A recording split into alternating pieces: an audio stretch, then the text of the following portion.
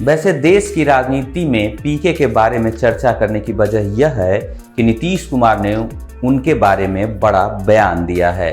अगर नीतीश कुमार के पूरे बयान पर गौर करें तो उनसे कहीं ना कहीं उनके अंदर की घबराहट साफ देखी जा सकती है। दरअसल नीतीश कुमार ने कहा कि अलग अलग पार्टियों के साथ काम करना प्रशांत किशोर का बिजनेस है। उन्होंने कहा कि हमें इससे कोई मतलब नहीं है कि प्रशांत किशोर किसके लिए काम कर रहे हैं। इसके साथ ही बिहार की राजनीति में प्रशांत किशोर के अस्तित्व को लेकर नीतीश कुमार ने कहा कि प्रशांत किशोर को बिहार का ABC भी नहीं पता है। नीतीश ने कहा कि साल 2005 के बाद से क्या हुआ है, क्या उनको अंदाजा भी नहीं है। इसके साथ ही नीतीश कुमार के बीते दिनों के बयानों पर सवालिया निशान उठाते हुए नीतीश कुमार ने तंज कसा है कि उनका मन भाजपा में जाने का हो सकता है, इसीलिए बीते दिनों ऐसी बयानबाजी कर रहे हैं। वो आदमी तो मेरे साथ आया ना, लेकिन बाद में हम सुझाव दिए कि ये सब काम वो सब छोड़िए, नहीं माने। दूसरा देश भर में कितना पार्टी का काम करते रहे, तो उसका वो धंधा है। अब बिहार में वो अपना जो करना चाहिए करे ना भाई, उससे क्या मतलब, उसके स्टेटमेंट का कोई अर्थ नहीं। तो उनको पता है, कुछ ABC मालूम है 2005 से क्या काम हुआ है।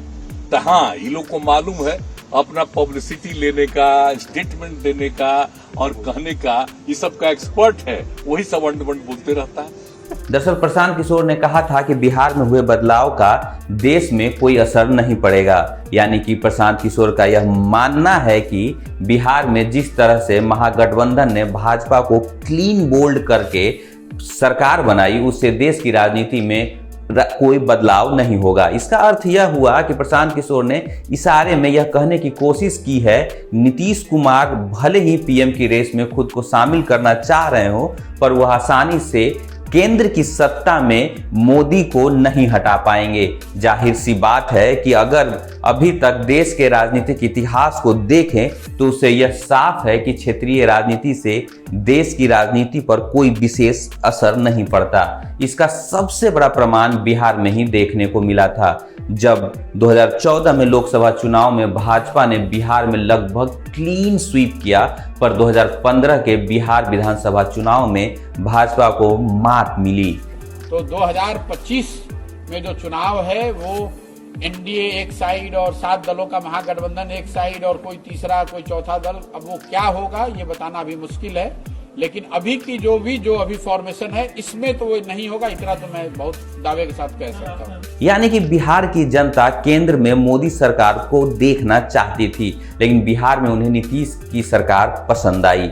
इससे यह साफ है कि प्रशांत किशोर के बयान में दम है। वहीं राजनीतिक जानकारों का यह भी मानना है कि प्रशांत किशोर ने जिस तरह से जनता के नब्ज को पकड़कर कई राजनीतिक पार्टियों का राजनीतिक सलाहकार बनकर उन्हें चुनाव में जीत दिलाई है, वह इतना बताने के लिए काफी है कि उन्हें राजनीति का सिर्फ ABC नहीं बल्कि उन्हें A to Z आता है, वरना नीतीश PK को जदयू का उपाध्यक्ष नहीं बनाते।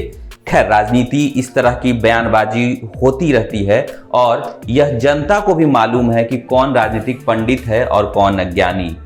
आज इस स्टोरी में इतना ही। अगर आपको हमारी ये स्टोरी पसंद आई हो तो इस वीडियो को लाइक करें, अपने दोस्तों अपने परिवार के सदस्यों के साथ शेयर करें और हमारे साथ बने रहने के लिए बहुत बहुत धन्यवाद।